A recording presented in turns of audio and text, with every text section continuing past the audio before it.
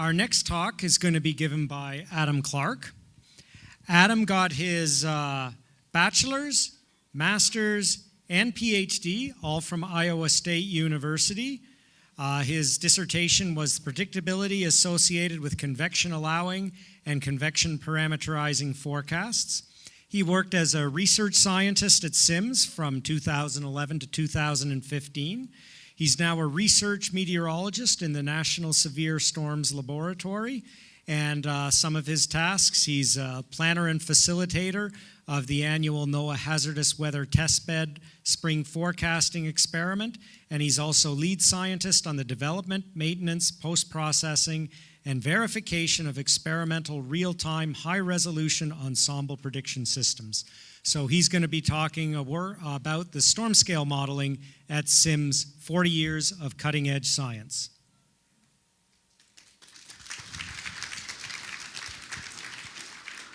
All right, thanks, Greg. Wow, that was a mouthful. So here's my cover slide, but Jeff, I'm glad you didn't include that picture at the top left up there. That is Doug Lilly and then Ed Lorenz, who made a visit. I would guess this is back from the late 80s when this was taken, and this was outside of the old SIMS building that would have been in one of those locations that you mentioned. I'm not sure which one. Okay, cool. So these were really two giants in the field of numerical weather prediction. Ed Lorenz came up with what is known as chaos theory, and Doug Lilly was also a big contributor to NWP. He examined rotation in supercells and the implications on storm predictability and dynamics. So that was kind of neat to find a picture of those two kind of famous scientists together. I also liked what you said about the logos, because right before I gave my talk to Emily, somebody pointed out that I had the illegal logo. And so I changed that quickly to the legal one. So I'm safe from the NOAA lawyers now. So I hope I'm safe. We'll see if we can get through the talk. So I wanted to have a little disclaimer to start off. Sebastian, you mentioned that you were 7 years old, I think, when SIMS started. I got you beat. I was -1 years old when SIMS was founded in 1978.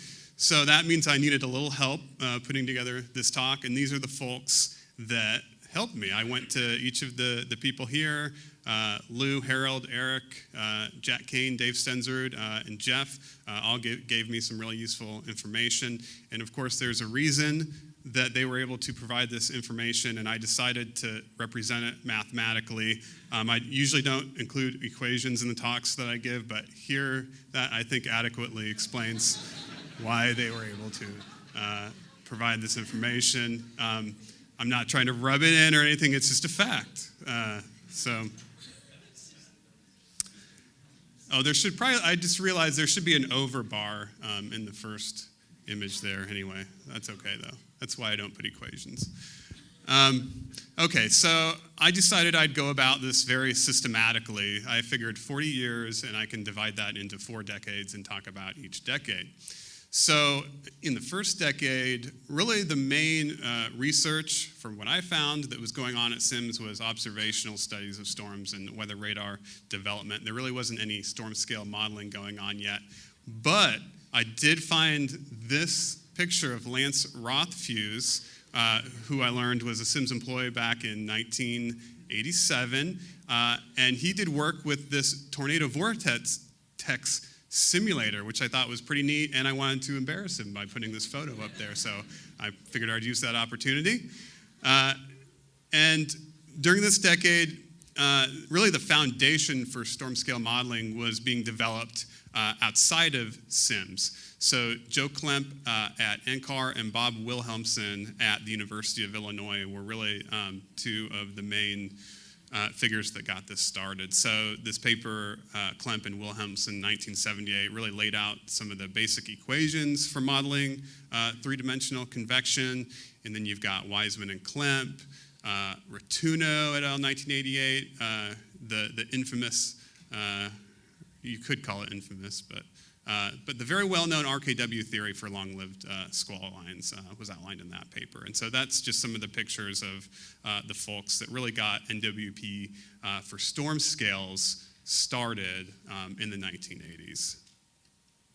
Okay, so the next decade, decade one was easy because there wasn't much going on. In decade two, though, a very important event happened, and that was Doug Lilly becoming the director of SIMS in 1986, and then him and Kelvin Drogemeyer writing the NSF proposal that basically established CAPS as an NSF technology center at the University of Oklahoma. And they made this kind of argument for CAPS, and they set out this vision for the future of storm scale modeling. And Doug Lilly has this paper in 1990 called Numerical Prediction of Thunderstorms Has Its Time Come? And this was a really interesting paper to read because some of the things that Doug predicted in it are exactly what is happening right now. And some of the issues and really some of the things in this, I mean, he was very forward thinking. So it was just fun to read. And I just have some quotes up here from this paper. And Doug says, weather prediction is the principal reason for the support which we are given by our fellow citizens. I am personally impressed with the quality and dedication of the scientific efforts now being made in operational weather prediction. I believe it is time for convective storm scientists to apply our knowledge to this purpose and to subject our products to its discipline.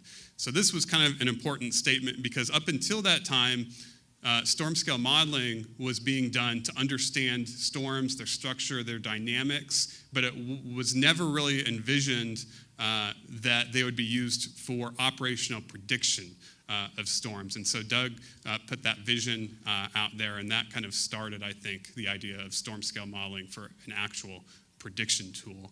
And he also said that the key observing system is a Doppler radar network.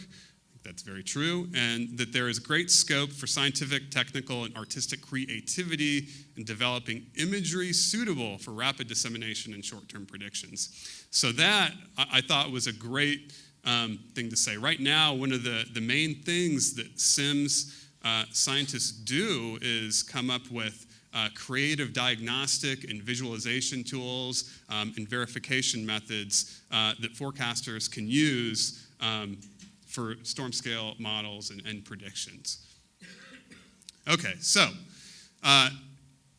now in decade two, we're still in decade two, there still wasn't much actual storm scale modeling going on. I put storm type up here. This was an experiment that was led by Harold Brooks and Lou Wicker. They kind of count as SIMS because each of them were SIMS, I think, for less than a year before they became federal employees at NSSL. And this was kind of a cool collaboration that they did with the National Weather Service where they used this very crude, I guess the model itself isn't crude, but it's homogeneous, so you just give it an environmental sounding and then integrate the model forward. So there's no, you're not depicting any topography or boundaries or anything like that. And then you initiate storms with a warm bubble, and then you just see what kind of storm type that you get from the model, and then you can use that for your prediction. And it turns out that it actually worked pretty good. And Harold told me this story about how they actually used one of the forecasts for a storm chase. And I would guess that this would be the first ever instance of a kind of a successful storm chase based on the prediction from a storm scale model, all the way back in 1991. So, Harold, I don't know where you are, but that's pretty good. Oh, there you go. Okay, good accomplishment. Thanks for the story. So in the late 90s, I think a key event was SPC moving to Norman, Oklahoma. And in preparation for this move, NSSL created this small group of scientists called the Mesoscale Applications Group. And this was NSSL and SIMS staff that would collaborate with SPC when they moved down here. And they created this thing, this area in the old building called the Science Support Area. And this is just a picture of what that area looked like. I think you'll see some familiar faces there. I think I see Don Burgess. I see Jack Kane. Harold, you're in there. And then I think that's Bob Johns on the left side. So, okay, so something really important happened in 2000, and that was when the spring program really became formalized. And that's now known as the Spring Forecasting Experiment. And so really the pioneers of the SFE were Jack Kane, Mike Baldwin, who were both former SIMS employees, Paul Janish at SPC, Steve Weiss, and Russ Schneider. And so this, well, at least what the SFE is now, it's a 5-week-long forecasting experiment to test emerging concepts and new technologies for improving severe weather prediction, and those tools are accelerated into operations. And so a big part of that has been the use and application of storm scale models. And currently, it's used as kind of an experimental testing ground for documenting the sensitivities and the performance characteristics of storm scale models. And so these are just some action shots from the experiment. What's great about the HWT that we have now is that we basically are able to replicate an operational forecasting environment. So it's this kind of sense of realism that you have when you're participating in these experiments. You have to abide by the same types of time constraints the forecasters do. You're using the same types of tools that the forecasters use. So it's just kind of a really fun, enlightening experience, and it brings together a very diverse set of backgrounds, so forecasters, researchers, academics, and you learn a lot that way, and there's a lot of back and forth and people learning from each other. So decade 3, we are now into decade 3. This was really when research on storm scale models for prediction really kind of took off. And really, in the hazardous weather test bed, we started looking at these models in 2003 and 2004. And Jack has a paper where he kind of summarized what was done. It's Kane 2006. And so the thing that forecasters realized that was so valuable about these models is that you got this explicit prediction of storm mode, which was not something that you got from the older generation of models. So this meant, you look at the simulated and the observed reflectivity, that in a situation like this, where you have a squall line and then ahead of the squall line there are isolated cells that were tornadic, that you could actually predict this. The model would depict it. It wouldn't get the locations exactly right, but it would accurately forecast the mode most of the time, which is huge for forecasters. And John Hart, one of the lead forecasters at SPC, when he first looked at this data, commented on its usefulness and said he could use it to delineate where watches would be required. And forecasters also called it a turning point in the use of model output. So this was great. And then another thing that happened was that Jack Kane established the NISA-WRF, which is managed by Scott Dembeck of SIMS. And so this is kind of a permanent modeling framework that was used, and this started in 2006, so this is a full 5 years before a convection allowing model was operational at the Weather Service. So it allowed the Storm Prediction Center to be able to use this tool that they wouldn't have operationally for 5 years. And so when it became operational, they were experts in the use of CAMs, or convection allowing models. So this was really important. It was kind of this testing ground for new diagnostics in these models. So many of the diagnostics that are used today, like updraft helicity, originated from the NISA-WRF. And we have an archive that goes back to 2007, which is by far the longest archive of a data set like this. And it's been incredibly productive having this around. And I think, nearly 100 publications have actually used the NISA-WRF data. So that's just it's a really big deal. And it's also, this configuration of the WRF model is also run operationally and is part of the operational convection allowing ensemble for the Weather Service. So these are some of the people that contributed to the spring forecasting experiments that were SIMS back in the previous decade. So it looks like it's a fairly large group, but wait till you see how many people contribute now. In 2007, the experiments began to focus on storm scale ensembles. And this is a full 10 years before storm scale ensembles became operational at the Weather Service. So again, we were very forward thinking in what we were doing in the HWT, and this allowed us to develop all these tools for these types of systems before they became operational. Okay, so, yeah, I'm gonna have to accelerate big time. But some of the diagnostics that were developed were very important. Verification techniques were honed because of the work that was done in the test bed, and also CAM visualization tools. And the first website for viewing the first operational CAM ensemble was created by a SIMS employee, Brett Roberts. This was just last year. So this was a really big deal and is a very important tool for the Weather Service for forecasting severe weather. And also the Community Leverage Unified Ensemble is an initiative that was started just a few years ago and is contributed to by several SIMS people. And so this is important for kind of optimizing operational CAM ensemble systems at the Weather Service, and is contributed by several external agencies. Okay, so these are the people from the current decade that support the testbed work. So like I said, a lot more people. Also, one thing that I noticed when I put this together is that the previous group was all males, and so now we have quite a few more female scientists that are contributing to what we're doing in the testbed, so that is definitely a good thing. Warn on Forecast. So this has been huge at SIMS. And really the concept of Warn on Forecast is that we can use the same idea that the Hurricane Center uses, where you have this cone that's based on model guidance, and we can do this for thunderstorms.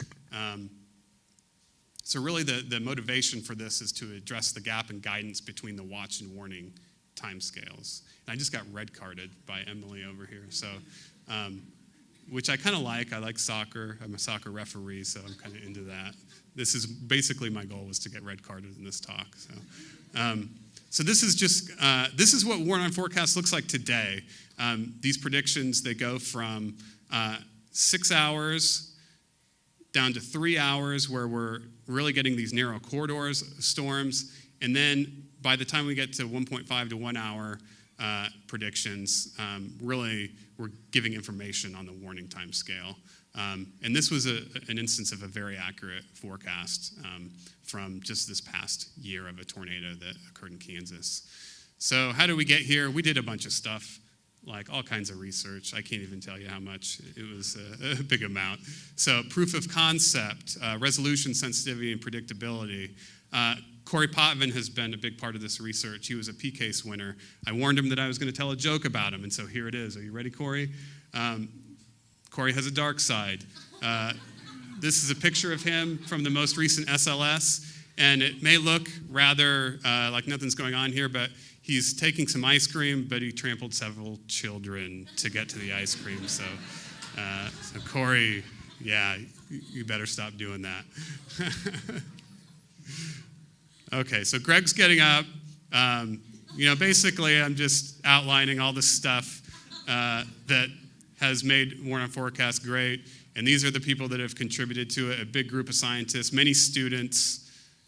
And here's the future. Okay, so SIMS scientists are going to continue to have a really big influence in storm scale modeling, and especially on how future configurations of operational models will be developed.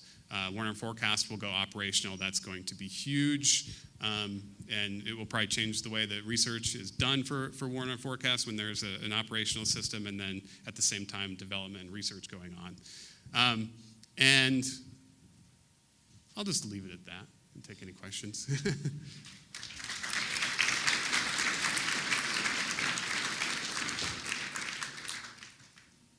Okay, we we have time for one or two questions.